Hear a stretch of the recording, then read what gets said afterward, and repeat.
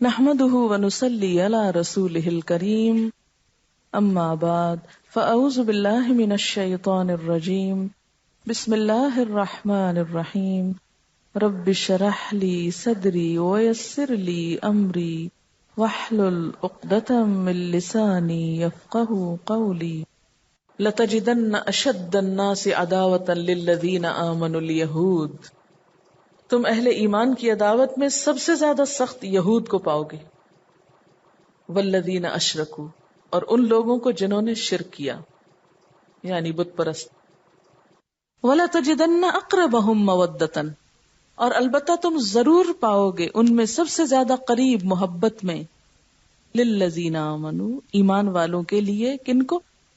الذین قالوا انا نصارى، وہ جو کہتے ہیں کہ ہم نصارہ ہیں۔ ذالک، اس کی وجہ کیا ہے؟ اس کی وجہ یہ ہے کہ بِأَنَّ مِنْهُمْ قِسِّيسِينَ، ان کے اندر علماء ہیں، وَرُهْبَانًا، اور راہب بھی ہیں، وَأَنَّهُمْ لَا يَسْتَكْبِرُونَ، اور یہ کہ تکبر نہیں کرتے۔ جو ٹرو سینس میں کرسچنز ہیں وہ ایمان والوں سے سب سے زیادہ قریب ہیں، یعنی نان مسلمز میں سے سب سے زیادہ محبت میں، ہمدردی میں قریب وہ جو کہتے ہیں کہ ہم نصارہ ہیں۔ یعنی نصارہ میں سے کسی کی کوئی اٹیمپٹ حضور صلی اللہ علیہ وسلم کے قتل کی ایسا سچ نہیں تھی، اور کوئی انہوں نے اس قسم کی سازشیں نہیں کی، بلکہ اس کے برعکس ہم دیکھتے ہیں کہ نجاشی، اس نے حضور صلی اللہ علیہ وسلم کے ساتھیوں کو پناہ دی حبشہ میں، اور اس کے بعد بھی یہود اور مشرکین کی نسبت جن کا دل نرم ہے مسلمانوں کے لیے وہ کون ہے؟ کرسچنز۔ ذالک، اس کی وجہ کیا ہے؟ اس کی وجہ یہ ہے کہ بِأَنَّ مِنْهُمْ قِسِّيسِينَ، ان کے اندر علماء ہیں، اسکالرز ہیں، علماء۔ قسیس، قس، قاف سین سین، رات میں کوئی چیز تلاش کرنا، رات کے وقت کچھ ڈھونڈنا، اور عالم ہوتا ہی وہ ہے جو راتیں لگائے پڑھنے میں، صرف دن کے پڑھے سے عالم نہیں ہوتے آپ۔ امام بخاری کے بارے میں آتا ہے کہ انہوں نے تاریخ کبیر جو تھی وہ چاند راتوں میں بیٹھ کے چاند کی روشنی میں لکھی تھی، اور آج ہمارے سروں پہ قمقمے جلتے ہیں پھر بھی ہم کچھ نہیں لکھتے۔ بِأَنَّ مِنْهُمْ قِسِّيسِينَ، قس، رات میں کوئی چیز تلاش کرنا، مراد ہے نصارہ کے علماء جو علم کی تلاش میں کوشش کا کوئی دقیقہ نہیں اٹھا رکھتے، یعنی ٹرو سینس میں وہ علم کے متلاشی ہوتے ہیں، یعنی محنت کرتے ہیں علم کے لیے۔ اور عالم کہتے بھی باعمل کو ہیں، بے عمل کو عالم نہیں کہا جا سکتا۔ تو ان کے ہاں علم کے ساتھ عمل بھی پایا جاتا ہے۔ اب دیکھیں انسانیت کی خدمت کے ہر کام میں یہ سب سے آگے آگے ہوں گے۔ اب آپ دیکھیں نا کہ یہ قرآن جہاں کسی کے اندر خیر دیکھتا ہے، خوبی دیکھتا ہے، اس کو اپریشیٹ بھی کرتا ہے۔ یہ انصاف کی بات ہے، یہی قرآن کا انصاف ہے، اور ہم مسلمانوں کے اندر بھی یہی انصاف ہونا چاہیے کہ اللہ واسطے کا بیر نہیں رکھنا چاہیے کہ صرف کسی شخص سے دشمنی اس لیے کہ وہ ہمارا نہیں، ہمارے قوم سے نہیں، ہمارے قبیلے سے نہیں، ہمارے مسلک سے نہیں، ہمارے مذہب سے نہیں، ہمارے دین سے نہیں۔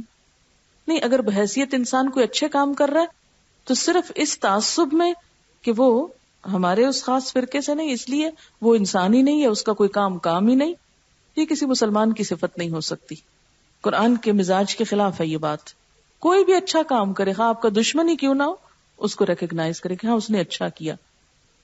دل تھوڑا کھلا کر لیں، کوئی نقصان نہیں ہوگا دل کھلا کرنے سے۔ اللہ تعالیٰ فرماتے یہ اس وجہ سے کہ ان کے اندر قسیس موجود ہے، علماء ہیں۔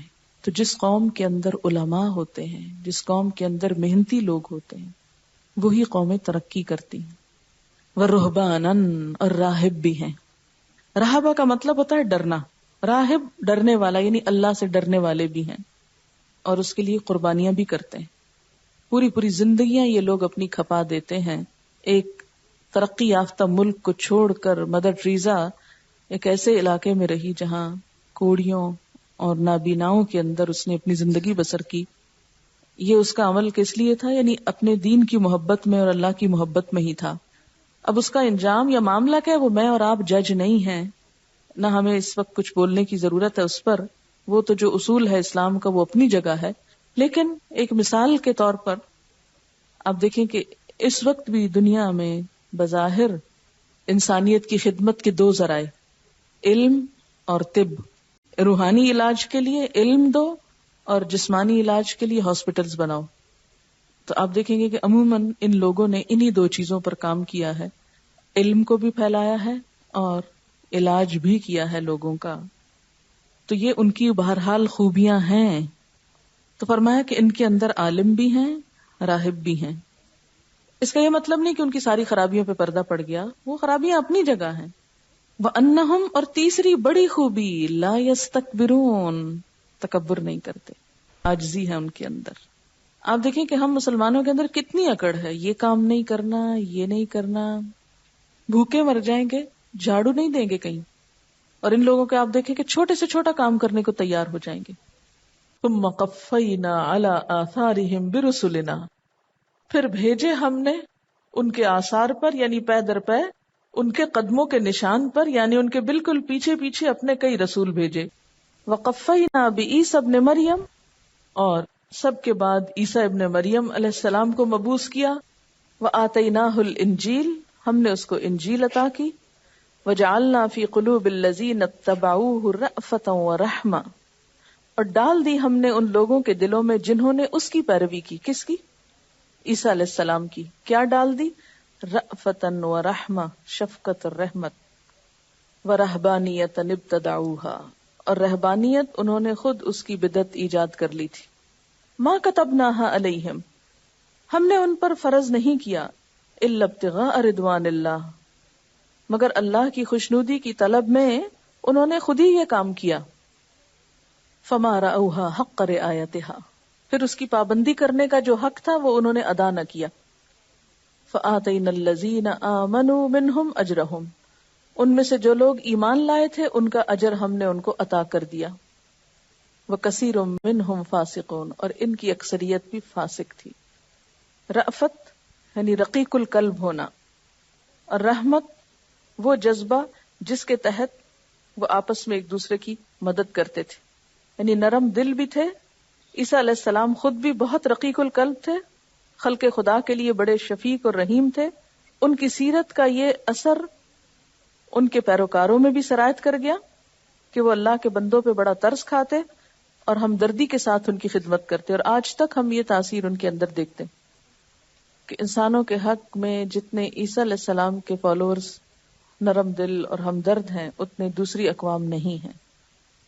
یہاں یہ بھی پتہ چلتا ہے نا کہ قرآن کسی کی خوبی کو بھی کس طرح ریکگنائز کرتا، اور بنیادی طور پر تو یہ خوبی اللہ نے خود ان کو عطا کی تھی. وجعلنا، ہم نے ڈالا تھا یہ سب. وجعلنا فی قلوب الذین اتبعوہ رأفۃ ورحمہ، ان کے دلوں میں ہم نے ترس اور رحم ڈال دیا تھا. اور ہم مسلمانوں سے بھی تو یہی توقع کی گئی نا، رحماء بینہم ورہبانیۃ ابتدعوہا، اور رہبانیت انہوں نے خود اس کی بدعت ایجاد کر لی تھی. رہبانیت کا مادہ جو ہے یہ رہب سے ہے، راہب خدا سے ڈرنے والا. تو رہبانیت کیا ہے؟ دراصل خدا سے ڈرنے والوں کا طریقہ. عام معنی اس کا کیا ہے کہ خدا کے خوف سے، دنیا کے فتنوں کے خوف سے، اپنے نفس کی کمزوریوں کے خوف سے، دنیا کو چھوڑ کر، اٹریکشن کی چیزوں کو چھوڑ کر ایسی جگہ چلے جانا کہ جہاں انسان امن سکون کے ساتھ اللہ کی عبادت کر سکے، تنہائی کے گوشے میں جا بیٹھنا. اب آپ دیکھیے کہ اللہ تعالیٰ نے تو ان کے دلوں میں رأفت اور رحمت پیدا کی. ہونا یہ چاہیے تھا کہ اسے انسانوں کے اندر رہ کے استعمال کرتے، لیکن انہوں نے اس سے نکل کر انتہا پسندی اختیار کر لی اور دنیا ہی چھوڑ دی کہ ہماری ذات سے کسی کو تکلیف نہ پہنچے، کسی سے ہمیں نہ پہنچے، اور ہم ایک ایسے گوشے میں جا بیٹھے جہاں ہمیں کوئی نظر نہ آئے. فرمایا ابتدعوہا، انہوں نے اس کی بدعت ایجاد کی، انہوں نے نئے سرے سے اسے خود بنا لیا، اللہ نے ان پر نہیں لکھا تھا. ما کتبناہا علیہم، ہم نے ان پر فرض نہیں کیا، الا ابتغاء رضوان اللہ، مگر اللہ کی خوشنودی کی طلب میں انہوں نے خود ہی یہ کام کیا، یعنی دین میں ایک نئی چیز خود ایجاد کر لی. آپ صلی اللہ علیہ وسلم نے بھی فرمایا کہ لا رہبانیت فی الاسلام، اسلام میں رہبانیت نام کی کوئی چیز نہیں. ایک اور جگہ پر آپ نے فرمایا اس امت کی رہبانیت جہاد فی سبیل اللہ ہے، یعنی روحانی ترقی دنیا کو چھوڑنے سے نہیں بلکہ اللہ کی راہ میں جہاد کرنے سے حاصل ہوتی ہے. یعنی یہ امت فتنوں سے ڈر کے بھاگتی نہیں بلکہ جہاد کر کے ان کا مقابلہ کرتی ہے. وہ حدیث بھی آپ کو یاد ہوگی کہ جب ایک شخص نے کہا تھا کہ میں ہمیشہ ساری رات نماز پڑھا کروں گا، دوسرے نے کہا میں ہمیشہ روزہ رکھوں گا، کبھی ناغہ نہ کروں گا، تیسرے نے کہا شادی نہ کروں گا، عورتوں سے واسطہ نہ رکھوں گا.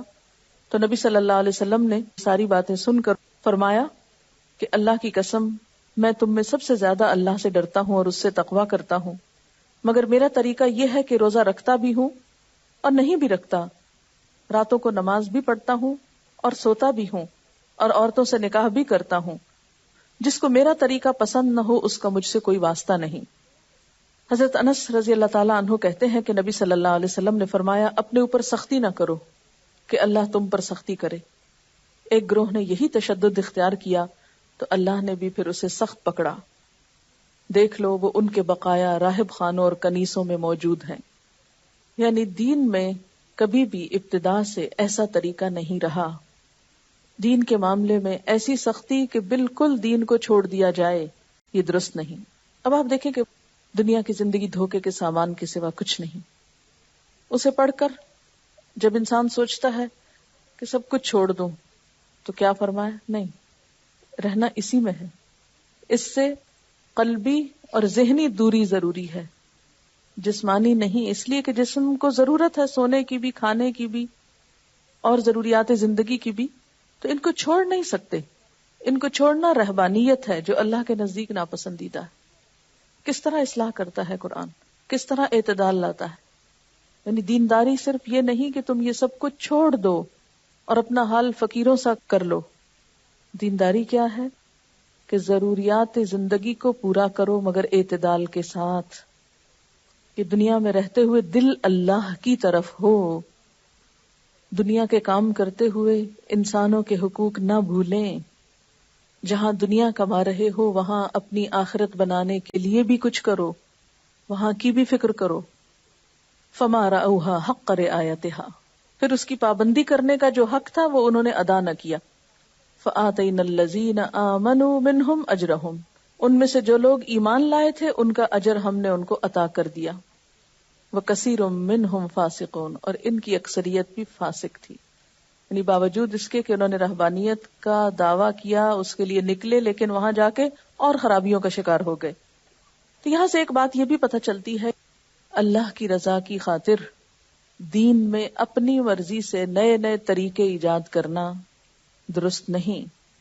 اس سے اللہ کی خوشنودی حاصل نہیں ہو سکتی، خواہ وہ طریقہ کتنا ہی بظاہر خوش نما کیوں نہ ہو. دین مکمل ہو گیا ہے اللہ کے رسول صلی اللہ علیہ وسلم پر، قرآن پاک مکمل ہو گیا. الیوم اکملت لکم دینکم، آج میں نے تمہارا دین تمہارے لیے مکمل کر دیا.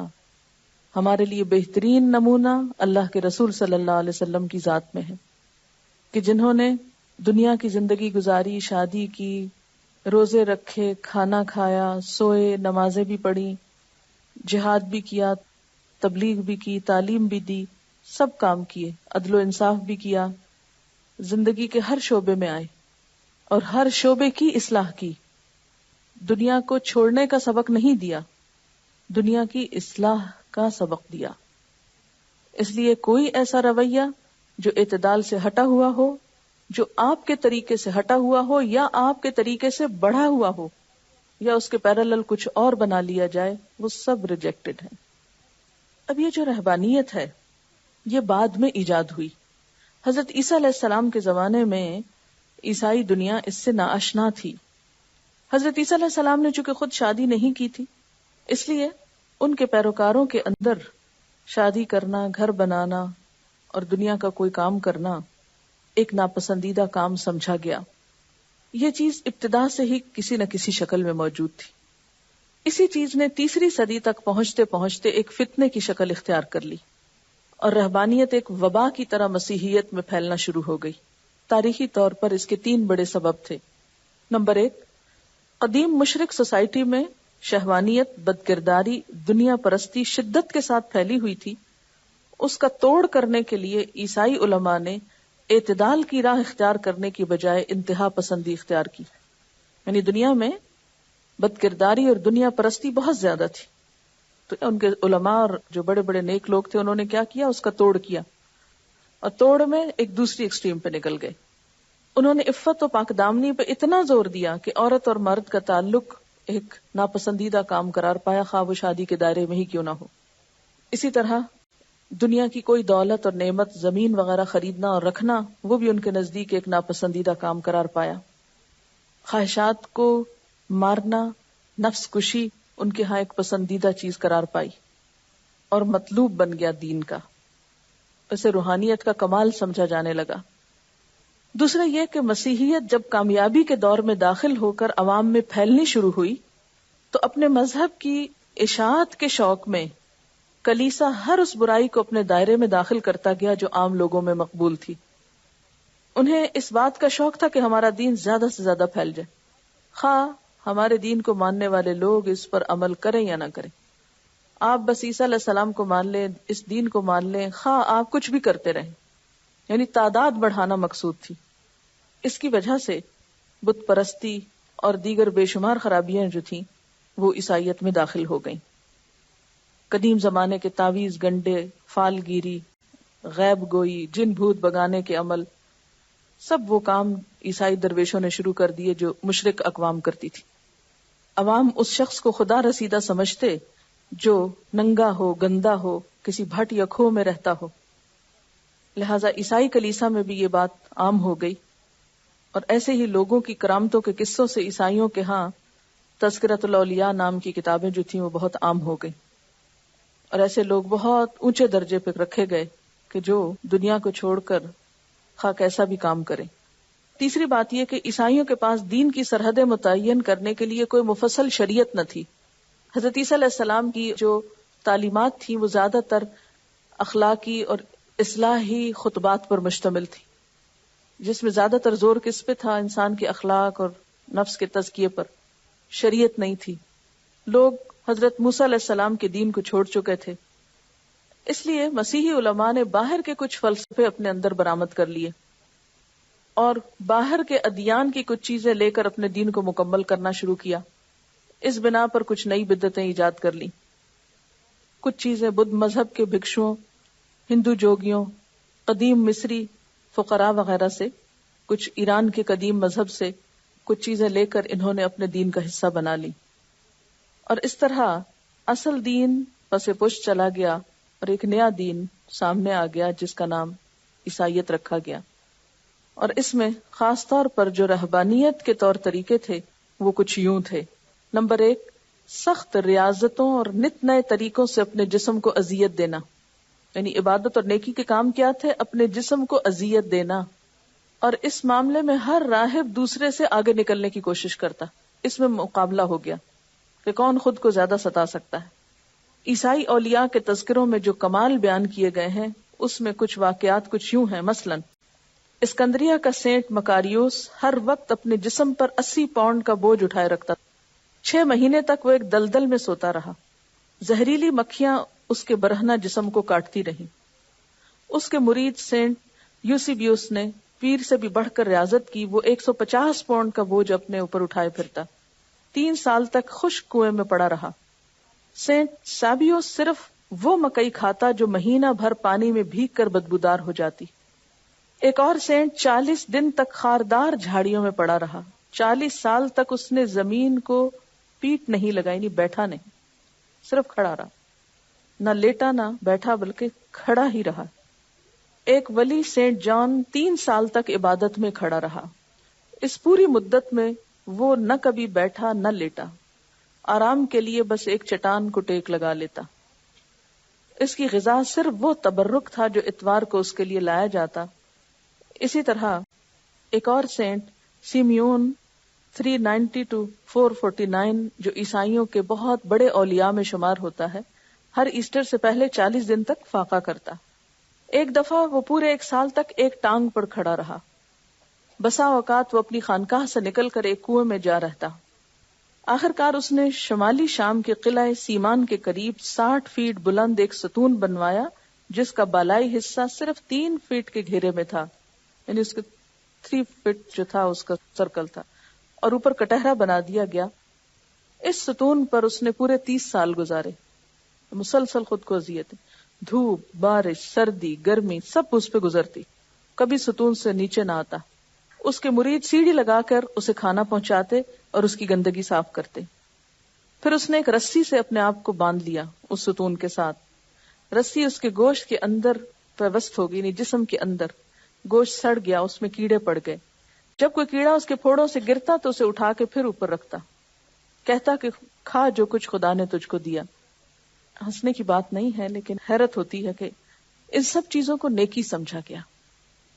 مسیحی عوام دور دور سے اس کی زیارت کے لیے آتے. جب وہ مرا تو مسیحی عوام کا فیصلہ یہ تھا کہ وہ عیسائی ولی کی بہترین مثال تھا. اس دور کے عیسائی اولیاء کی جو خوبیاں بیان کی گئی وہ ایسی مثالوں سے بھری پڑی. کسی ولی کی تعریف یہ تھی کہ 30 سال تک وہ بالکل خاموش رہا، کبھی اسے بولتے نہ دیکھا گیا. کسی نے اپنے آپ کو چٹان سے باندھ رکھا، کوئی جنگلوں میں مارا مارا پھرتا، گھاس کھا کے گزارا کرتا، کوئی بیڑیوں سے اپنے آپ کو باندھے رکھتا، یعنی خود کو رسیوں بیڑیوں سے باندھ دیتا. کچھ لوگ جانوروں کے بھٹوں یا خشک کنووں یا پرانی قبروں میں رہتے. کچھ لوگ ننگے رہتے، زمین پر رینگ کر چلتے. ایسے ہی ولیوں کی کرامات کے چرچے ہر طرف پھیل گئے. ان کے مرنے کے بعد ان کی ہڈیاں خانقاہوں میں محفوظ رکھی جاتی. مولانا مودودی لکھتے ہیں کہ میں نے خود کوہ سینا کے نیچے سینٹ کیتھرائن کی خانقاہ میں ایسی ہی ہڈیوں کی پوری لائبریری سجی ہوئی دیکھی ہے، جس میں اولیاء کی کئی پاؤں کی ہڈیاں، کئی ہاتھوں کی ہڈیاں کرینے سے رکھی ہوئی تھی. ایک ولی کا پورا ڈھانچہ شیشے کی الماری میں رکھا ہوا تھا، یعنی پوری لائبریری بنی ہوئی. ان کی دوسری خصوصیت یہ تھی کہ ہر وقت گندے رہتے تھے، صفائی سے بہت پرہیز کرتے. صرف یہ جاننے کی حد تک ہے کیونکہ ہمارے ہاں بھی یہ جراثیم آئے ہیں. ہم نے بھی نیک انہی لوگوں کو کہا جنہوں نے ایسے کام کیے. نہانا یا جسم کو پانی لگانا ان کے نزدیک سخت منع تھا. ان کے نزدیک یہ خدا پرستی کے خلاف بات تھی. جسم کی صفائی کو وہ روح کی نجاست سمجھتے. سینٹ اینتھونی کی خوبی یہ بیان کی جاتی ہے کہ اس نے مرتے دم تک اپنے پاؤں کبھی نہ دھوئے. سینٹ ابراہم جب سے مسیحیت میں داخل ہوا پورے 50 سال اس نے نہ منہ دھویا نہ پاؤں دھوئے. ایک مشہور راہبہ کنواری سلویا نے عمر بھر اپنی انگلیوں کے سوا جسم کے کسی حصے کو پانی نہیں لگنے دیا. ایک کانوینٹ کی 130 راہبات کی تعریف میں لکھا گیا کہ انہوں نے اپنے پاؤں کبھی نہیں دھوئے. غسل کا نام سن کر ان کے بدن پہ لرزہ چڑھ جاتا. تیسری بات یہ کہ رہبانیت کی وجہ سے ازدواجی زندگی بالکل حرام کر دی گئی، شادی نہیں کرنی. نکاح کے رشتے کو کاٹ پھینکا گیا. 4 اور 5ویں صدی کی تمام مذہبی تحریریں اس خیال سے بھری ہوئی ہیں کہ تجرد سب سے بڑی اخلاقی قدر ہے. عفت کے معنی یہ ہیں، یعنی پاک دامنی کے معنی یہ ہے کہ انسان جنسی تعلق سے قطعی احتراز کرے، خواہ میاں بیوی کا تعلق ہی کیوں نہ ہو. پاکیزہ روحانی زندگی کا کمال یہ سمجھا جاتا کہ آدمی اپنے نفس کو بالکل مار دے اور اس میں جسمانی لذت کی کوئی خواہش تک باقی نہ چھوڑے.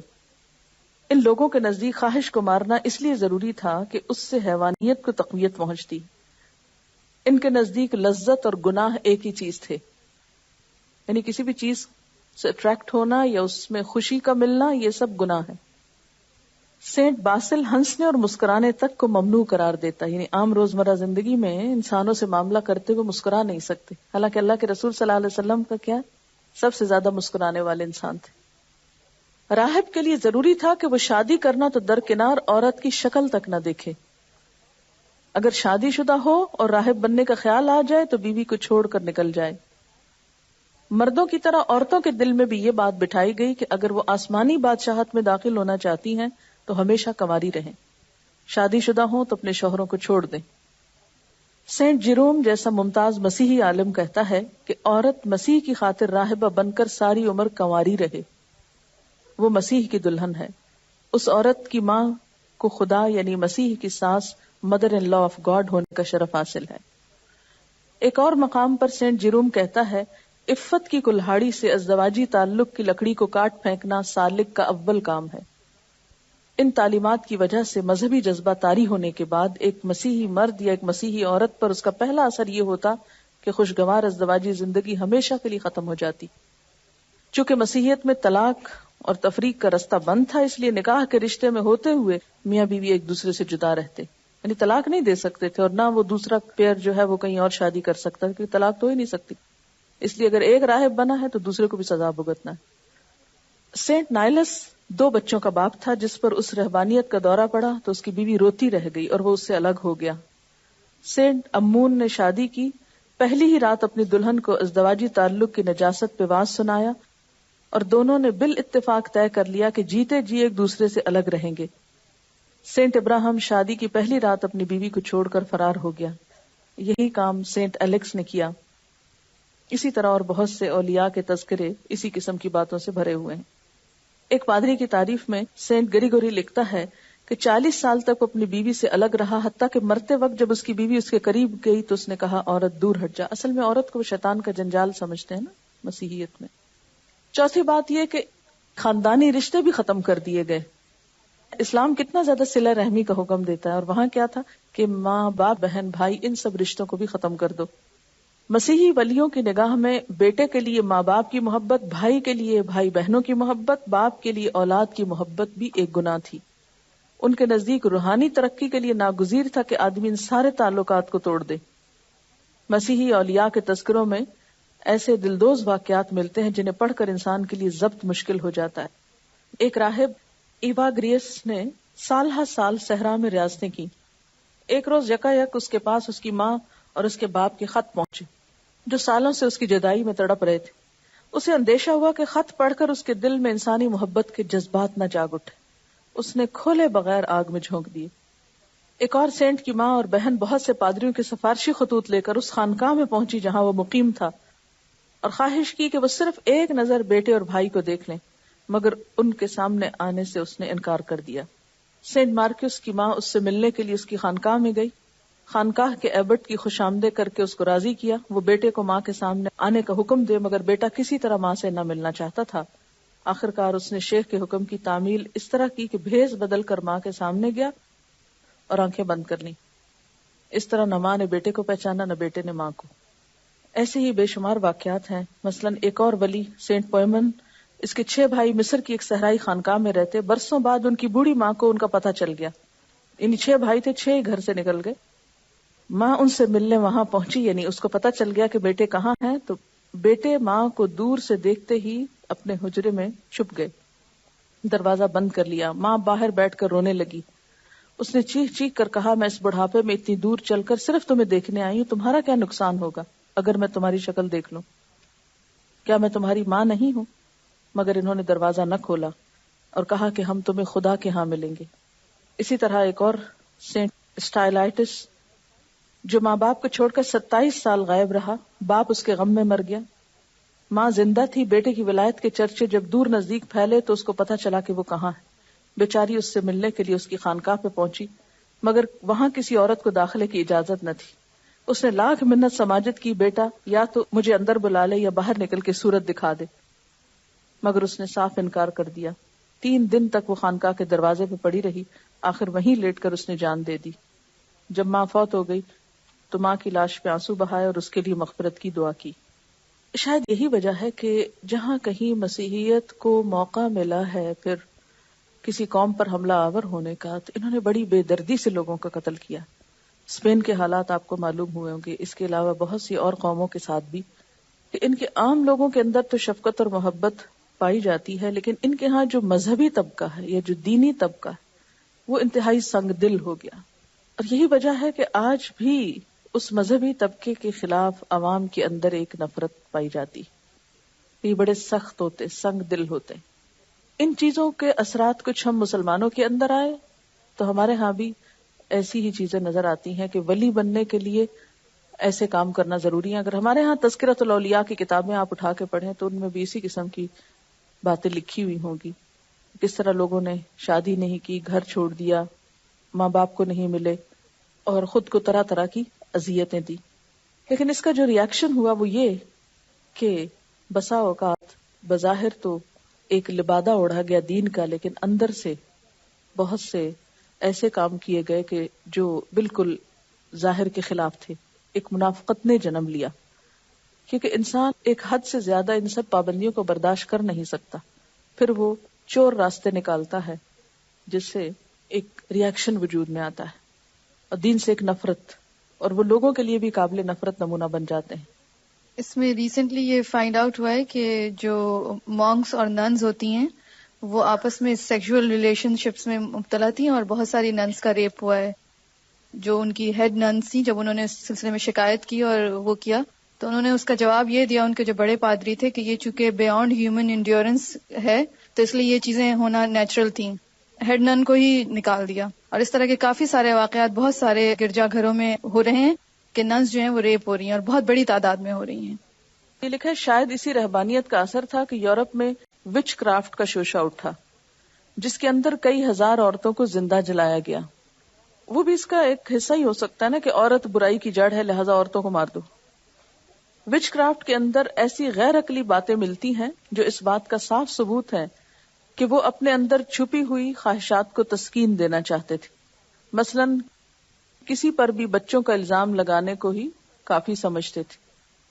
عورتوں کو شیطان کے کارندے سمجھتے اور مقدمے کی تفتیش اس طرح سے ہوتی کہ پادری عورت کے جسم پر مارک آف ڈیول تلاش کرتے. وہ کہتے شیطان نے اس پر ضرور کوئی نشان لگایا ہوگا تاکہ جب وہ دوسری بار آئے اپنے کارندوں کو پہچاننے میں آسانی رہے. ٹرائل کے لیے عورت کی بے گناہی ثابت کرنے کے لیے اسے ہاتھ پاؤں باندھ کر پانی میں ڈال دیتے. اگر وہ ڈوب جاتی اس کا مطلب وہ بے گناہ تھی. تو انصاف ہو گیا. یہ ایک فیکٹ ہے اور ہم سب کو اس بات کے بارے میں سنجیدگی سے سوچنے کی ضرورت ہے. ہم سب اس مشکل کا شکار ہو جاتے ہیں کہ جب ہم دین کی طرف آنے لگتے ہیں تو ہم خشک انسان بننے لگتے ہیں، بہت روکھے روکھے اور بہت لیے دیے. یہ چیز دین کو بدنام کرنے کا بھی سبب بنتی ہے اور دین سے بھگانے کا سبب بھی بنتی.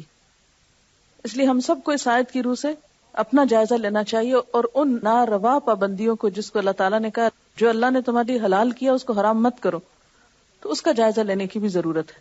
اس میں کسی نے لکھا ہے کہ آپ نے کورس کے شروع میں کہا تھا کہ انسانی معاشرے سی سو کی طرح ہوتے ہیں، ایک حصہ اوپر جائے تو دوسرا نیچے آ جاتا ہے. رہبانیت کی ایکسٹریمز کو پڑھ کے پتہ چلتا ہے کہ آج وہ اس قدر اخلاقی پستی اور فحاشی میں کیوں مبتلا ہے. شاید یہ رہبانیت کا ری ایکشن ہی ہے. اسی طرح کسی نے یہ بھی لکھا ہے کہ آپ نے کہا کہ رہبانیت میں آنے والی عورتوں کا پہلا رد عمل یہ ہوتا تھا کہ ازدواجی زندگی تلخ ہو جاتی. یعنی دین پڑھ کر ازدواجی زندگی خوشگوار ہونی چاہیے نہ کہ تلخ ہونی چاہیے. آپ صلی اللہ علیہ وسلم نے خود یہ بات فرمائی ہے کہ اسلام میں رہبانیت کی جگہ جہاد ہے، اور جہاد میں سب سے پہلے تو نفس سے ہی جہاد شروع ہوتا ہے. اور نفس کا جہاد کا مطلب یہ نہیں کہ نفس کشی. تو رہبانیت میں بھی کھانا پینا چھوڑنا، بیوی بچے چھوڑنا، دنیا کے آرام سکون نیند قربان کرنا اور خود کو اذیت تکلیف دینا. تو آپ دیکھیں کہ اس کے پیرالل جہاد میں بھی یہ ساری چیزیں ہوتی ہیں. لیکن رہبانیت کا نتیجہ کیا ہوتا ہے کہ کسی انسان کو اس سے کیا فائدہ حاصل ہوتا ہے؟ آپ اپنے آپ کو ستا رہے ہیں کسی کی اس سے کیا اصلاح یا کیا بھلا، سوائے اس کے کہ آپ کو وہ ایک سینٹ مان لیں، ایک بڑا انسان سمجھ لیں. حقیقی معنوں میں عملی زندگی کو تو کوئی فائدہ نہیں ہوتا، جبکہ جہاد میں مظلوموں کو ظلم سے نجات ملتی ہے اور بہت سے لوگوں کے لیے امن و امان اور انصاف کا حصول ہوتا ہے. مثلا شروع میں آپ لوگ جب نئے نئے دین کی طرف آئے تو اس میں کچھ چیزوں کو پڑھنے سے پہلے خود ہی ازیوم کر کے یا ایک امیجنیشن کے تحت دین کا حصہ سمجھ کے حرام کرنا شروع کر دیا یا اس کو برا کہنے لگے. لیکن آہستہ آہستہ جب پڑھتے گئے اور دین کی وسعت پتہ چلتی، کیونکہ دین کا اصل فائدہ ہے کہ ذہن وسیع ہوتا ہے، اور اگر ذہن وسیع نہ ہو اور تنگ ہونے لگے تو پھر مشکل ہو جاتی. دل کی وسعت، ذہن کی وسعت، نگاہ کی وسعت، بصیرت، حکمت، یہ سب چیزیں دین دیتا ہے. پھر آپ دیکھیں کہ یہ ایک سفر ہے نا اندھیروں سے روشنی کا. اس میں سوئچ آن آف نہیں ہوتا کہ آپ اندھیرے میں تھے یک آپ نے آن کر دیا اور وہ مکمل روشنی ہو گئی. رات دن میں کیسے بدلتی ہے دیکھا آپ نے کبھی؟ آہستہ آہستہ آہستہ آہستہ آہستہ غیر محسوس طریقے سے، اور ایک وقت آتا ہے کہ بالکل دوپہر ہو جاتی، پوری روشنی ہو جاتی، ہر چیز کی حقیقت واضح ہو جاتی. لیکن رات کے 12 بجے سے لے کر دن کے 12 بجے تک 12 گھنٹے کا انتظار کرنا ضروری ہوتا ہے، اور 12 گھنٹے کا وہ سفر ہوتا ہے. بالکل اسی طرح جب انسان کے دل کے اندر اندھیروں سے روشنی آتی ہے تو ایک وقت لگتا ہے، اور وہ لگنا چاہیے، اور اس کی آپ کو دوسروں کو رعایت بھی دینی چاہیے. ہم دوسروں کو رعایت دینے کے قائل نہیں. ہم چاہتے ہیں کہ آج ہم نے ایک بات کہی ہے، بتائی ہے، اور کل لوگ اس پہ پلٹ اٹھے. یہ خطرناک چیز ہے. آپ دیکھیں کہ بالکل اندھیرے میں اگر بہت تیز لائٹ آپ کو نظر آئے تو کیا ہوتا ہے؟ آنکھیں چندھیا جاتی ہیں اور آپ ایک عرصے تک دیکھنے کے قابل نہیں رہتے. تو یہ درست نہیں جو ہمارا رویہ ہے دین کے معاملے میں. خصوصاً آپ دیکھیے کہ آخری پاروں میں آخرت کا بہت ذکر آئے گا. ہماری مشکل یہ ہے کہ جب ہم آخرت کی بات پڑھتے ہیں تو دنیا سے لا تعلق ہونے لگتے ہیں. یاد رکھیں یہ لا تعلقی دل کی ہونی چاہیے، عملی نہیں. عمل میں تو آپ اپنے بچوں کے ساتھ، اپنے شوہر کے ساتھ، اپنے رشتہ داروں کے ساتھ، اپنے گھر میں زندگی کے مختلف کاموں میں حصہ لیں گے، لیکن ان میں سے بھی کسی چیز کے اندر دل ایسا نہیں اٹکنا چاہیے کہ آخرت نظروں سے اوجھل ہو جائے یا آپ کے عمل کی رفتار سست ہو. یہ بھی شیطان کا ایک وار ہے. وہ ہمیں اتنا غمگین کر دے آخرت کے بارے میں، اتنا پریشان کر دے کہ ہم پھر کچھ کرنے کے قابل نہ رہیں. یہ ایک نیگیٹو ایٹیچیوڈ ہے، نقصان دہ رویہ ہے کہ آپ اپنے اوپر ایسا خوف خدا مسلط کریں کہ آپ اپنے احساس اور شعور اور ہوش و حواس کھو بیٹھیں. کیا اللہ کے رسول صلی اللہ علیہ وسلم کی زندگی میں کوئی ایسی جھلک بھی نظر آتی ہے آپ کو؟ کوئی ایسی جھلک کہ آپ بیٹھے کونے میں رو رہے ہیں اور کوئی پوچھے بھی کیا ہوا تو مجھے آخرت یاد آ رہی. اللہ کے رسول صلی اللہ علیہ وسلم نے ایسی آخرت یاد نہیں کی کہ جس میں ان کا عمل ختم ہو گیا. ٹھیک ہے آپ نمازوں میں روتے تھے، تہجد کے وقت روتے تھے.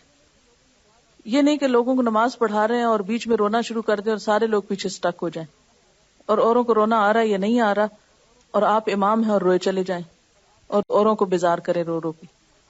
اس طرح کے ہم ان نیچرل کام بہت کرتے ہیں. ہمیں تنہائی میں کیوں نہیں رونا آتا؟ روئیں تہجد میں، روئیں الگ بیٹھ کے. ہمارا سارا رونا لوگوں کے بیچ میں ہے. پھر تو کوئی شک پڑتا ہے دکھاوے کی بھی کوئی بات ہوگی ذرا ساتھ، کیونکہ شیطان ہے نا ادھر ادھر سے گھیر کھار کے ہماری ریاکاری کروانے پہ تلا ہوتا ہے. تو آپ صلی اللہ علیہ وسلم سے بڑھ کر معتدل زندگی کسی کی نہیں تھی. کوئی انسان ایسا نظر نہیں آتا جس طرح آپ کی شخصیت کے اندر ایک خوبصورتی. کبھی آپ کے چہرے پہ یوں افسردگی اور بوریت اور ملال اور رنج اور غم ایسی کہ جو دوسروں کو بیزار کر دے، ایسی چیزیں آپ کے ہاں نظر نہیں آتی. تو ایک اسٹوڈنٹ ہے، انہوں نے مجھے خط لکھا، چھوٹا سا خط پڑھ کے سناتی ہوں. انہوں نے اپنی فیلنگ کچھ شیئر کی. یہ لکھتی ہے کہ آج میں دوسری مرتبہ آپ کو خط لکھنے کا شرف حاصل کر رہی ہوں. بخاری پڑھنے کا شوق کئی سال سے تھا جو اللہ تعالیٰ نے پورا کیا الحمدللہ. کل جب بخاری کی آخری کیسٹ ختم ہوئی اور دعا سے فارغ ہو کر بے اختیار دل کیا جہاں اپنی دوسری دوستوں سے گلے ملی، وہ ہستی بھی موجود ہوتی جس نے ہمیں اس سعادت سے ہمکنار کیا. کتنی محنت سے پکی ہوئی کھیر ہماری جھولی میں ڈال دی. اس موقع پر میں اپنے جذبات آپ سے ضرور شیئر کروں گی. قرآن کو 1 سال اتنا قریب سے پڑھا، دل کی گہرائیوں میں اتارا تو اللہ کے قرب کا شدت سے احساس جاگا. گویا دل میں ایک محل سا بن گیا تھا جس میں خزانہ دفن تھا. بخاری نے اس محل کے دروازوں کے لیے گویا کنجیوں کا کام دیا. وہ سارے دروازے کھل گئے. دین کی وسعتوں اور آسانیوں کا احساس ہوا. نبی صلی اللہ علیہ وسلم کا قرب ملا. بالکل ایسا لگا جیسے وہ شروع سے میرے بہت قریب تھے. میں نے اب محسوس کیا ہے میں نے دین میں ہی دنیا کو پایا. اب ہر کام سے پہلے خیال آتا ہے میرے نبی صلی اللہ علیہ وسلم بھی ایسے کرتے تھے، تو محبت کی لہر دل میں دوڑ جاتی ہے. یہ سب کچھ پہلے نہ تھا. جو کام میں سمجھتی تھی یہ تو صرف صحابہ کر سکتے تھے، معلوم ہوا وہ کام ہم بھی کر سکتے ہیں نیت کی درستگی کے ساتھ. میں بخاری کی مزید کلاسز کے حق میں ہوں. آپ کا انتظار ہے. آپ اسلام آباد آئیں تو اس کو اختتام تک لے جائیں. میں آپ کی شکر گزار ہوں. قرآن کے علم کے بعد آپ نے ہمیں حدیث سے متعارف کرایا. مثلا کسی بھی چیز کو آپ پڑھتے رہے، قرآن کی تفسیر پڑھتے رہے. جب 2 سلائیڈز دیکھی تو کیسے دل کھل گیا؟ کھلا نا. جب وہی چیز تصویر میں دیکھتے ہیں تو کیا ہوتا ہے؟ کیا فرق ہوتا ہے؟ وہ جو ہم امیجن نہیں کر پاتے جب وہ تصویر سامنے آتی ہے تو وہ لگتا ہے اچھا یہ بات تھی. وہ بھولتا نہیں نا. قرآن سے اور محبت ہونے لگتی ہے. خوبصورت چیز سامنے آتی ہے کہ اچھا ہم سمجھتے تھے شاید قرآن تو ایک مقدس کتاب ہے جس کا دنیا سے کوئی تعلق نہیں، حالانکہ وہ ماں کے پیٹ کے اندر کے اندھیروں میں جو کچھ ہو رہا ہے اس کو بھی کھول کے بیان کر رہا ہے نا. نبی صلی اللہ علیہ وسلم کے زمانے میں یہ سب کچھ نہیں تھا، لیکن تصویر کشی اتنی زبردست کی گئی کہ آج جو کچھ ہم تصویروں میں دیکھ رہے ہیں حقیقت میں وہی وہاں موجود ہے. تو بالکل اسی طرح دین کی وسعت اس وقت آتی ہے جب پریکٹیکل اگزامپل سامنے آتی. تو نبی صلی اللہ علیہ وسلم کی ذات جو ہے وہ دراصل کیا ہے؟ ان سارے اصولوں کی ایک پریکٹیکل اگزامپل ہے، ایک تصویر جسے کہتے ہیں. اسے دیکھ کے دل کھل جاتا ہے. ایک وسعت فیل ہوتی ہے دین کے اندر.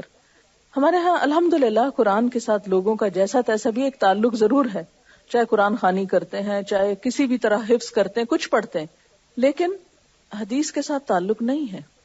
اگر ہم آپ صلی اللہ علیہ وسلم کی محبت کی بات کرتے ہیں تو صرف نعتیں پڑھتے ہیں.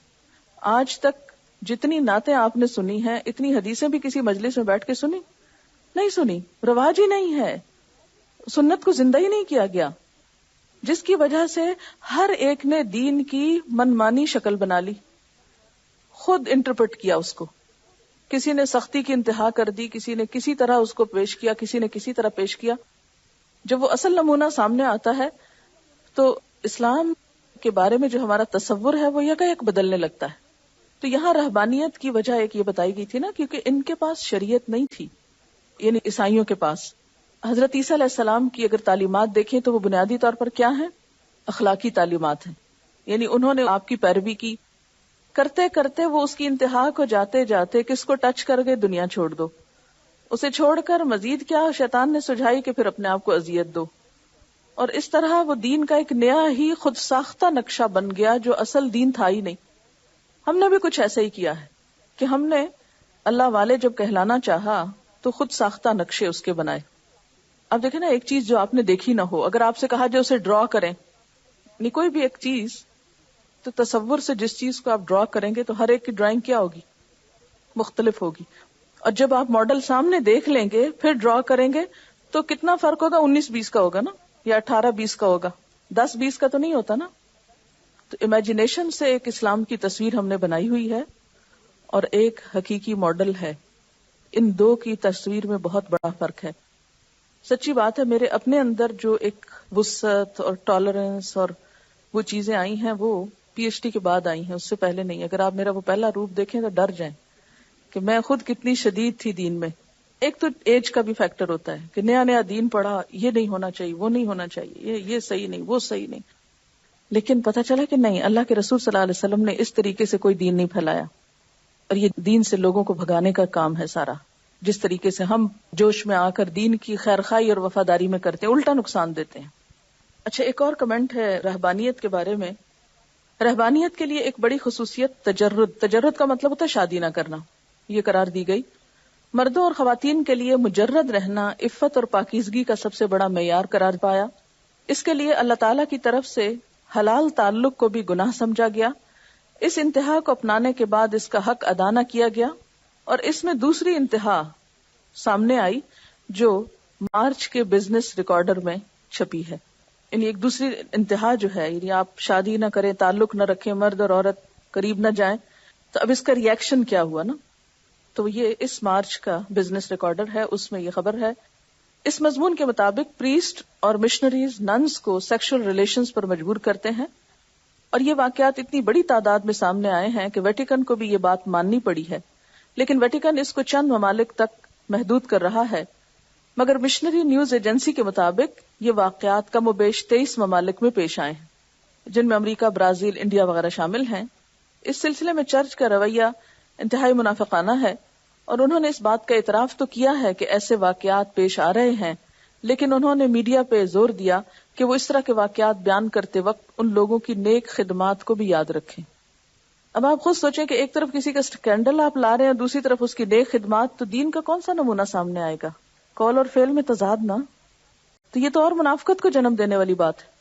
ساتھ ہی انہوں نے اس بات کو ڈیفینڈ کرنے کی کوشش کی ہے کہ چونکہ کچھ ملکوں کے جغرافیائی معاشی حالات انسانی ہمت اور حوصلے سے باہر ہیں، اس لیے ایسے حالات میں کام کرنے والے ہزاروں پریسٹ اور مشنریز بہت سے نفسیاتی مسائل کا شکار ہو جاتے ہیں، اور اس قسم کے منفی واقعات ان افراد کی اچھی خدمات کو مان نہیں کر سکتے، اور لوگوں کو ان کی مشکلات کا اندازہ کرنا چاہیے. مشنریز کی ایک سپیریئر مدر کے مطابق ویٹیکن نے اس سلسلے میں کوئی قدم نہیں اٹھایا. اس کے برعکس ایک سپیریئر مدر کے بشپ سے کئی مرتبہ ایسے واقعات کی شکایت کے نتیجے میں اسے کام سے فارغ کر دیا گیا. ویٹیکن نے اس معاملے میں جان بوجھ کر چشم پوشی اختیار کر رکھی ہے، جس سے یہ مسئلہ سنگین ہوتا جا رہا ہے. اس کا حل یہ نہیں کہ میڈیا یہ نہ بتائے، وہ نہ، فحاشی کی خبریں تو ویسے ہی نہیں آنی چاہیے. اسلامی اعتبار سے تو کوئی بھی سکینڈل کسی کا سامنے نہیں آنا چاہیے، لیکن اس کا حل یہ ہے کہ انسانوں کو فطرت کی طرف لوٹانا چاہیے. ان کو شادی کی اجازت ہونی چاہیے، مذہب کے نام پر ان کا استحصال نہیں ہونا چاہیے. اور اس میں آپ دیکھیں کہ بنیادی طور پر یہ ان کے مذہب کو پھیلانے کی ریکوائرمنٹ بھی تو ہے نا، کیونکہ شادی کے جنجال میں پھنس کر انسان کے قدم رک جاتے ہیں، بہت سی چیزیں سوچنی پڑتی. جب اور ذمہ داری کوئی نہیں ہوتی تو پھر وہ چاہے افریقہ کے جنگلوں میں گھومے یا کہیں اور، صرف اپنی ہی ذات کی فکر ہے. جب انسان کے بچے ہوتے ہیں تو بہت کچھ سوچ کر انسان پھر آگے بڑھتا ہے. ایسے میں دین اسلام نے جس چیز کو عبادت قرار دی، اسلام میں شادی ہمارے ہاں کیا ہے؟ عبادت ہے. اور اس سے نفرت جو ہے وہ آپ صلی اللہ علیہ وسلم کی سنت سے منہ موڑنا. آپ نے فرمایا جو میری سنت سے منہ موڑے اس کا مجھ سے کوئی تعلق نہیں. لیکن شیطان ہمیں اقرار ہی تو نہیں کرنے دیتا نا، سب سے مشکل تو یہ ہے. یہ اپنا کوئی واقعہ بتا رہی ہیں کہ یہ کسی مشنری اسکول میں گئی ہیں اور انہوں نے کہا کہ میں بچیوں کو کچھ اسلام کے بارے میں بتانا چاہتی ہوں. تو انہوں نے کہا کہ یو ڈریس اپ لائک اس، کہ ہماری طرح آپ پہنتی ہیں. حالانکہ یہ مثال تو کسی اور کی ہونی چاہیے تھی. بہرحال پھر انہیں پتا چلا کہ شادی کی ہے، بچے ہیں، اور پھر پڑھنے بھی جا رہی ہیں اور ساتھ کچھ دین کی خدمت بھی کرنا چاہتی ہیں. تو یہ چیز ان کے لیے ایک انبلیویبل تھی کہ یہ سب کچھ اکٹھا کیسے ہو سکتا ہے. اور یہ حقیقت ہے کہ یہ بڑا جہاد ہے نا، کہ آپ دنیا میں ہوتے ہوئے پھر اللہ کی طرف لوٹیں. اگر آپ سارا دن مسجد میں بیٹھے رہیں تو کیا مشکل ہے، لیکن گھر میں پھر نماز کے لیے نکلیں تھی 5 وقت کا جہاد ہے. یہ کسی نے لکھا ہے کہ جب قرآن پڑھتے ہیں تو لوگ کہتے ہیں اسلام میں رہبانیت نہیں، یا پردہ کیے ہوئے کوئی دیکھ لے تو کہتے ہیں اسلام میں رہبانیت نہیں. میرے پاس انہیں سمجھانے کے لیے کوئی بات نہیں ہوتی، کیا کرنا چاہیے. وہ کیوں سمجھتے ہیں آپ کو راہب؟ بولتے نہیں آپ کسی سے، ہنستے نہیں، خوش نہیں ہوتے، کسی کو خوش کرتے نہیں، تو پھر کہیں گے نا صحیح کہتے ہیں. ہمارے ہاں جب بھی کوئی کسی دین پر عمل کرتے ہوئے دیکھتا تو انہیں یہ حدیث یاد آ جاتی ہے، لا رہبانیہ فی الاسلام. لیکن یہ حدیث انہیں کیوں نہیں یاد آتی کہ اس امت کی رہبانیت جہاد فی سبیل اللہ ہے؟ اس لیے کہ آپ نے بتائی نہیں. اصل بات یہ ہے کہ انہیں معلوم ہی نہیں کہ رہبانیت کیا ہے اور جہاد کیا ہے. اب یہ بتانا آپ کا کام ہے. اس میں انہوں نے بہترین مثال دی رہبانیت کی، کہ رہبانیت کا آغاز کس لیے ہوا تھا؟ نیک نیتی سے ہوا تھا نا. کیا نیت تھی ان کی؟ الا ابتغاء رضوان اللہ، اللہ کی رضا چاہنے کے لیے رہبانیت اختیار کی تھی. لیکن چونکہ طریقہ کار درست نہ تھا، لہذا اچھی نیت ہونے کے باوجود بھی وہ دین کے لیے نقصان دہ ہوئی چیز. تو جب بھی ہم دین میں خود ساختہ طریقے ایجاد کریں گے، من گھڑت باتیں ڈال دیں گے، چاہے اچھی نیت سے ہی، اور صحیح طریقہ کار نہ پتا ہوگا تو سپائل کر دیں گے. بالکل ایسے ہی جیسے ایک شخص بہت اچھی نیت کے ساتھ کوئی کھانا پکانے کھڑا ہو، لیکن اس کو پکانا نہیں آتا، آٹا گوندنا نہیں آتا، لیکن نیت بڑی اچھی ہے، شوق ہے، محبت ہے کسی کی خدمت کرنے کا، کہ اس کو پکا کے کھلائیں گے. نتیجہ کیا نکلتا ہے؟ بگاڑ دے گا اس کو. تو اس سے کیا پتا چلتا ہے کہ کسی بھی کام میں محض اچھی نیت کافی نہیں. کیونکہ عام طور پہ ہم یہ کہتے ہیں نا، جب بھی کوئی غلط کام کر رہے تو کوئی منع کرے کہ ایسا نہیں کرو، کہتے نہیں ہماری نیت تو نہیں خراب، ہماری تو نیت بہت اچھی. آپ کو یاد ہوگا کہ احسن عمل کی 2 بنیادیں آپ کو بتائی گئی تھی. نمبر 1 اچھی نیت، اور نمبر 2 نبی صلی اللہ علیہ وسلم کے بتائے ہوئے طریقے کے مطابق. کتنی بھی خشوع و خضوع سے نماز پڑھیں، لیکن اگر آپ سجدہ ہی نہیں کر رہے، اس میں وہ ریکوائرمنٹس پوری نہیں کر رہے، تو خالی نیت تو اچھی کافی نہیں. ایک سٹینڈرڈ کو مینٹین کرنا بھی تو ضروری ہے نا. آج کل رہبانیت کی بات ہو رہی ہے. I'd like to tell you something about nuns. We all have seen nuns, and especially in missionary schools, and probably here in the markets or anywhere else also on the roads. But the ones which, I didn't see the nuns, but the place where I had been, it's in Malir, and it's known as a friary. And the place is so eerie, as though no one lives over there. It's a big, huge place with wrought iron gates, and once if you go into that compound, you're lost to the world. And there's a huge building as well, and it's an old stone building, and it has many rooms. The only rooms which we were allowed to go into was the large dining hall.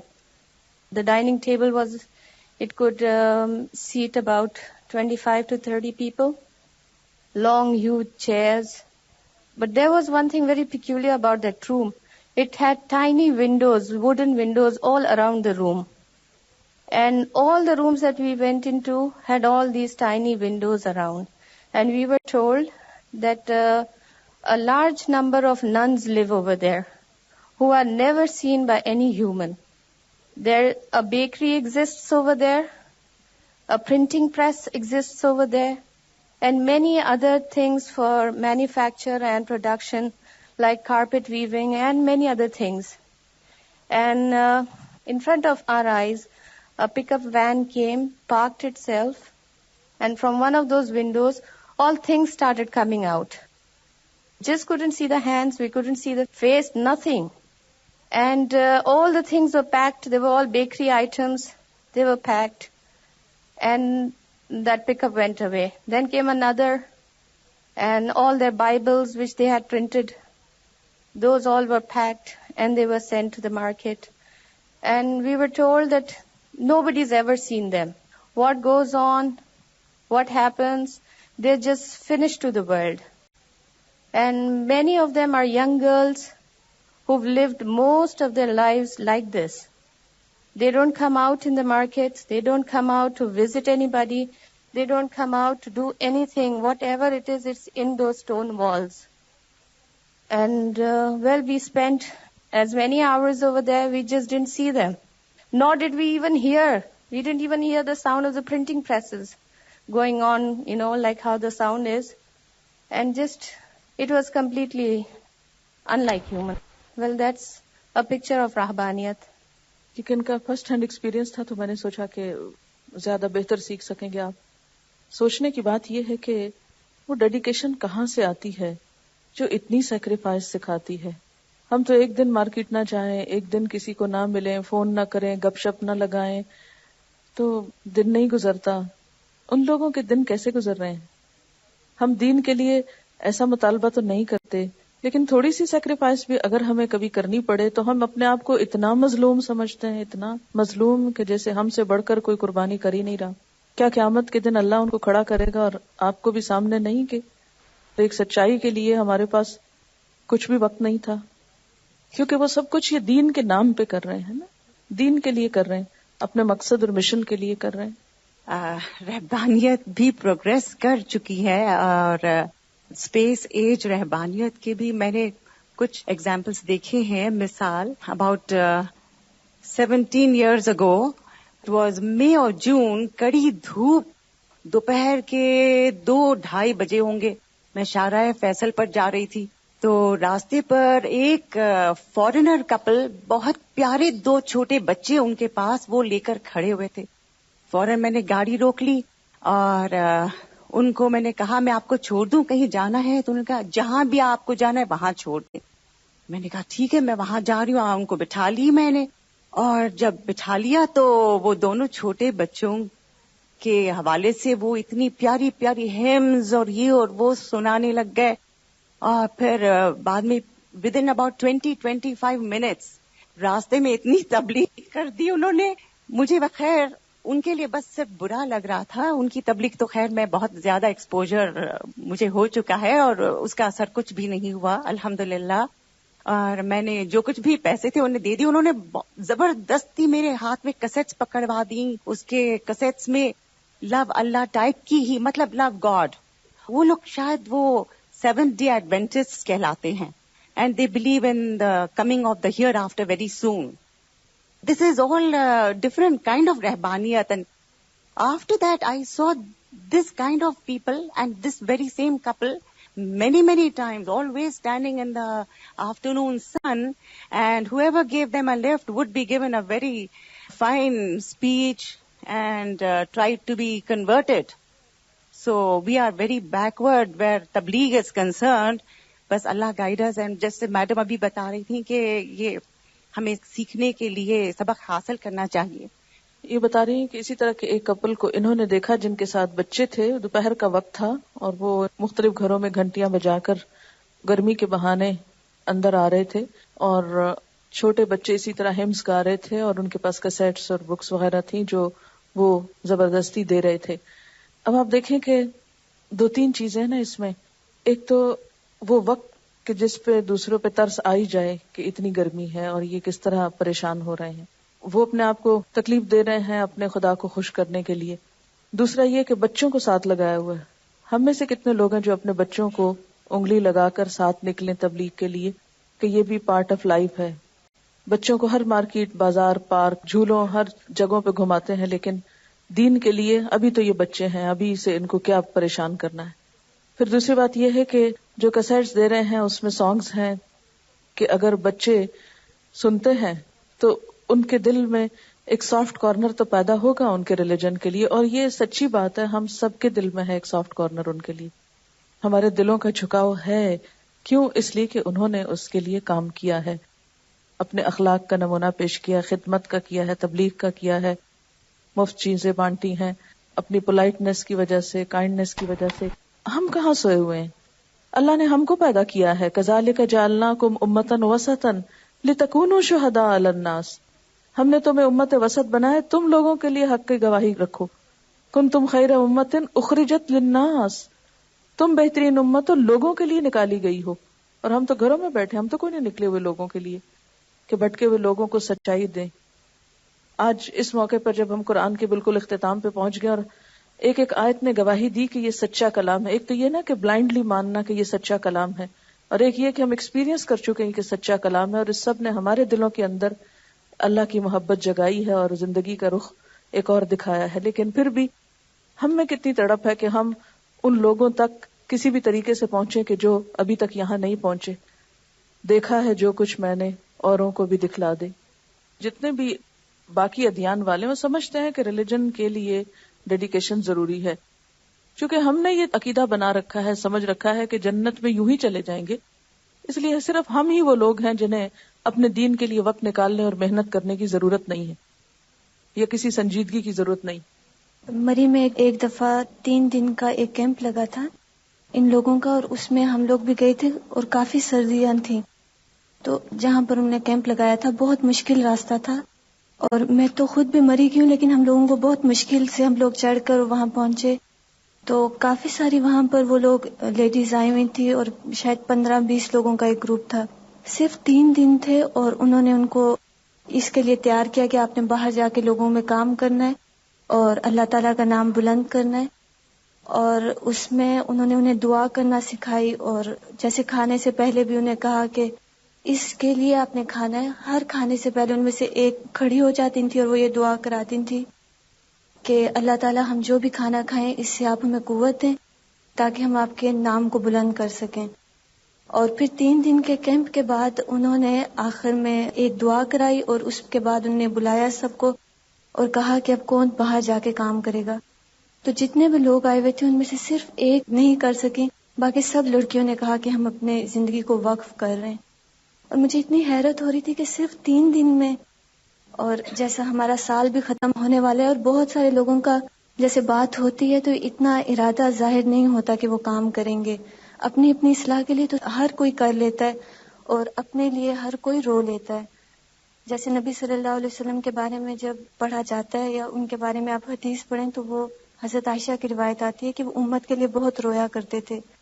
اس سے میں یہی بات اکثر میرے ذہن میں آتی ہے کہ اپنے لیے ہر کوئی رو لیتا ہے، دوسروں کے لیے رونا سیکھ لیں. اور ہماری امت کا مقصد بھی یہی ہے کہ ہم نکالے ہی لوگوں کے لیے گئے. ان سب چیزوں کے لیے پہلی بات تو یہ نا کہ ہماری کوئی نیت بھی تو ہو نا. جب نیت ہو جاتی ہے تو اللہ تعالیٰ رستے خود بھی سکھا دیتے ہیں. جب تک نیت اور ارادہ نہیں تو وہاں سے بھی مدد نہیں آتی. اس کا وعدہ تو ہے نا 1 قدم چلو 10 قدم میں آؤں گا. یہ ایک واقعہ بتا رہی ہیں کہ ان کی ایک جاننے والی اپنی بیٹی کو ہائی اسکول کے بعد پاکستان بھیج رہی تھی، وہیں کے انگریزی، کہ وہ جا کے کچھ سوشل ورک کرے گی اور یہاں لیاری کے علاقے میں آ کر رہے گی. تو ان کو کہہ رہی تھی کہ وہ ان سے مل لیں.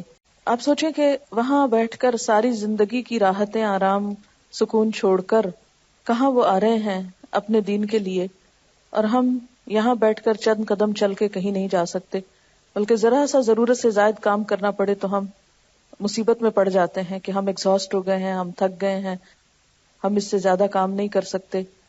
کس کو نقصان دے رہے ہیں؟ اپنے آپ کو.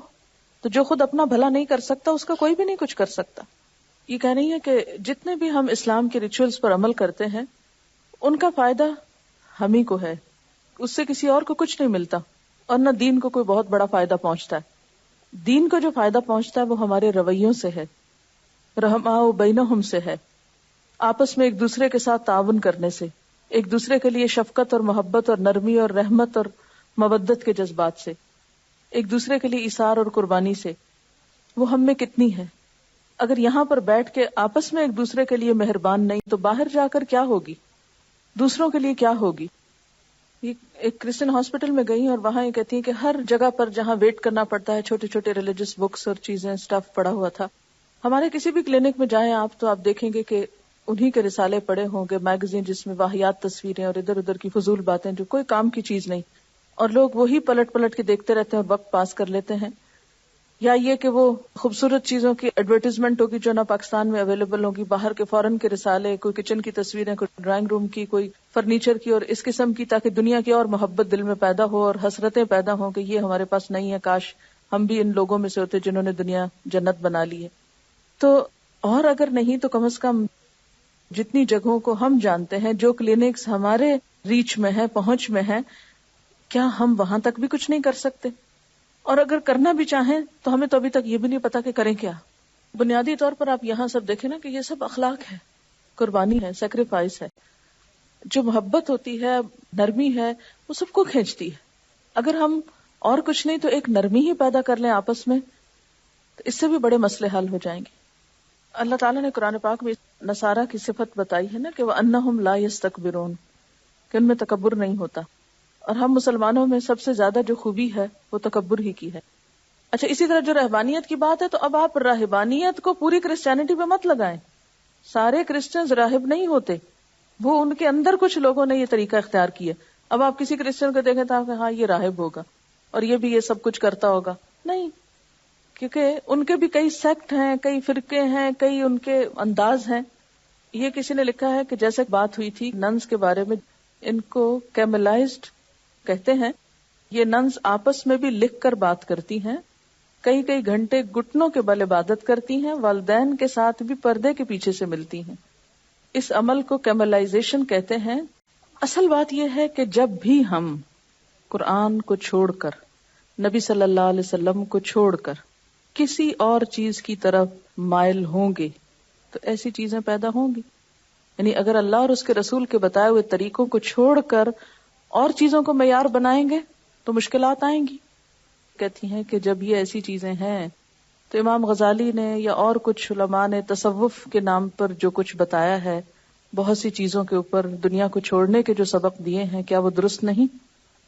تو بات یہ ہے کہ اصل معیار ہمارے لیے نہ امام غزالی ہے نہ کوئی اور امام ہے. کسی بھی امام، کسی بھی اچھے اسکالر، کسی بھی انسان کی بات سنیں، سمجھیں، اس میں سے اچھی چیز لے لیں، لیکن اصل معیار بس وہی ہے اور بات وہیں ختم ہو جاتی.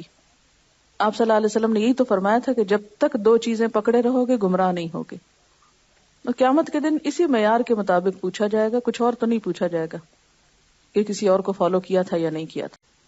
ہمارے معاشرے میں تو بہت عام ہے یہ چیز کہ بزرگوں کے واقعات اور قصے اور عجائب اور غرائب اور کرامات اس قدر عام ہیں کہ ان کے سحر سے باہر نکلتے ہی نہیں، اور اس کے لیے اس سے دین کا ایک اور ہی نقشہ بنا کے پیش کر دیا ہم نے، جس کو ہم نبھا نہیں سکتے. جب نبھا نہیں سکتے تو پھر چھپ چھپ کے غلط کام کرتے ہیں، کیونکہ جو بھی چیز ان نیچرل ہوگی زیادہ دیر تک آپ اسے نبھا نہیں سکتے، اس کے ساتھ چل نہیں سکتے. یعنی موجودہ جدید یورپین ہسٹری کو آپ دیکھیں تو یہ دراصل ایک ری ایکشن ہے ان ساری چیزوں کا. ایک ریٹیلیشن کے طور پر کیا کیا گیا کہ چرچ میں سب کو محدود کر دیا، بس تم یہاں رہو سنڈے تک، بس باقی دنیا میں ہم کو آزاد چھوڑ دو. اور دینی طبقے کا مذاق اور ان کی نفرت عام رواج بن گئی.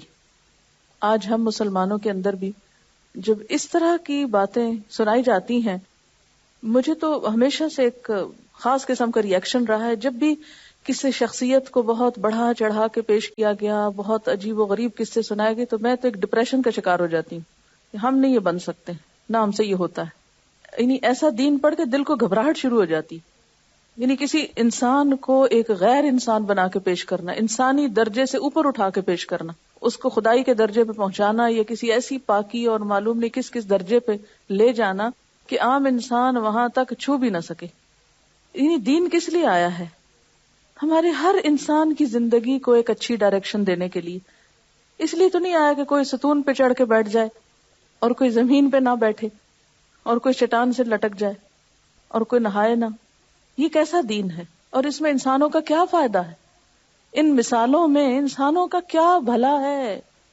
یہ کہ وہ چند ٹوٹکے کر کے تو پھر ان کو کرشمے دکھائیں, اور یعنی کچھ لوگوں کو عام انسانوں کی سطح سے اوپر اٹھا کے نعوذ باللہ ان کو بھی خدا بنا کے بٹھا دیا جائے, ان کی پوجا ہو اور ان کے بت بنا کے ان کے آگے ہاتھ جوڑے جائیں. یہیں سے تو پھر شرک عام ہوا ہے.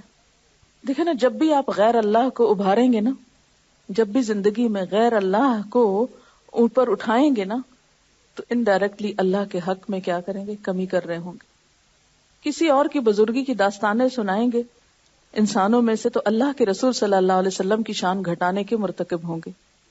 جہاں رہبانیت کی تردید ہوئی, ساتھ ہی کیا کہ اے ایمان والو اللہ سے ڈرو اور اللہ کے رسول پہ ایمان لے آؤ, مان جاؤ کہ وہی اصل نمونہ ہے, مت بھاگو اس نمونے سے.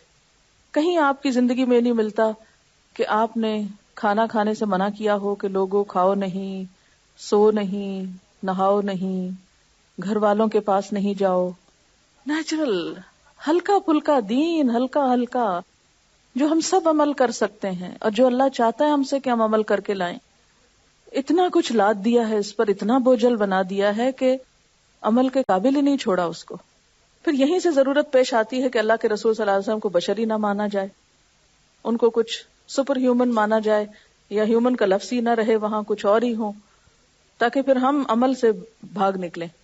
یہ کہہ رہی ہیں کہ میں نے اپنی آنکھوں سے دیکھا, 25 سال پہلے راوی کے پاس سے ایک بزرگ تھے جو ایک کمبل اوڑھ کے بیٹھے رہتے تھے, کبھی انہوں نے وضو نہیں کیا, نماز نہیں پڑھی, اور یہ ہے کہ ایک سوٹی ان کے پاس ہوتی تھی, جو کوئی آتا دعا کرانے تو اس کو ایک مار دیتے تھے اور کہتے تھے اب تمہارے حق میں میری دعا جو ہے وہ قبول ہو جائے گی. جب وہ فوت ہوئے تو اتنا بڑا ان کے اوپر مزار بنا لیا گیا, اور بہت پڑھے لکھے لوگ وہاں جاتے ہیں دعا کے لیے. یہ ہمارے پڑھے لکھے لوگوں کا حال ہے. معاشرہ جو ہے انسان کی ضرورت ہے. انسان کا جو لفظ ہے وہ انس سے نکلا ہے. انسان کی سیٹسفیکشن ہی اس وقت ہو سکتی ہے جب وہ انسانوں کے بیچ میں رہتا ہے.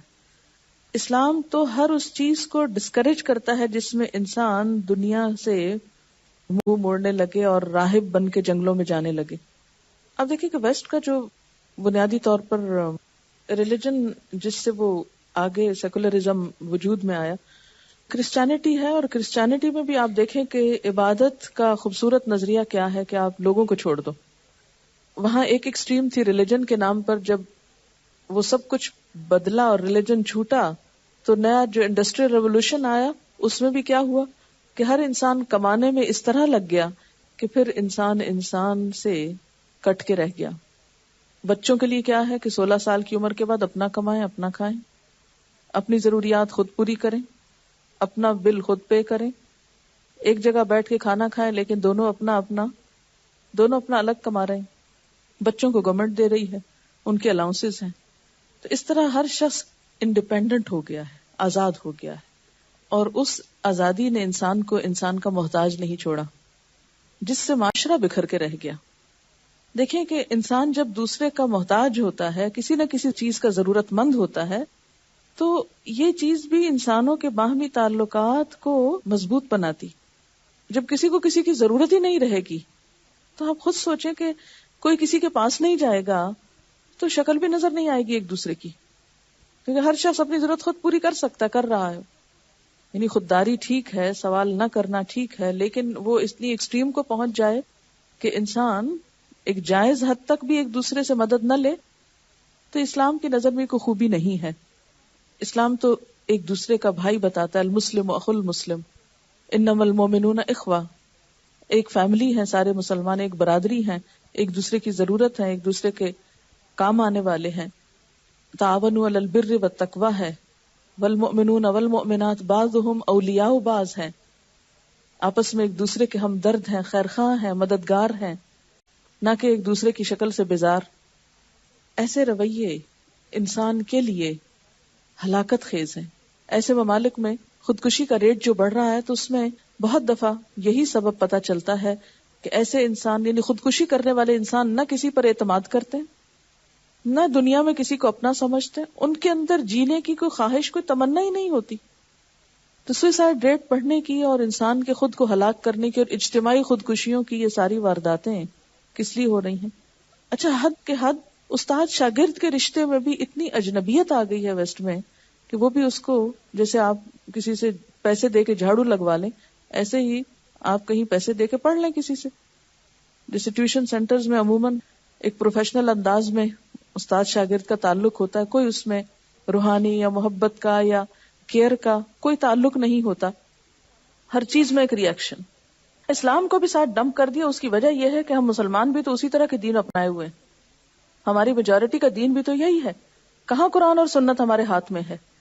ہم دنیا کے سامنے پریکٹیکلی جو دین پیش کر رہے ہیں، جو کچھ دکھا رہے ہیں، جو ہماری مذہبی پروگرامز کے اندر ہوتا ہے، خواہ ٹیلی ویژن ہو، خواہ ہماری مذہبی گیدرنگز ہو، کسی بھی نام سے، وہاں کیا پڑھا جاتا ہے؟ قرآن، نبی صلی اللہ علیہ وسلم کے واقعات؟ نہیں. جب ہماری پرائرٹی یہ رہی ہی نہیں، کچھ اور ہو گیا ہے، تو پھر اصل دین تو چھپا دیا ہم نے لوگوں سے. پھر کیوں نہ یہ سب کچھ ہو؟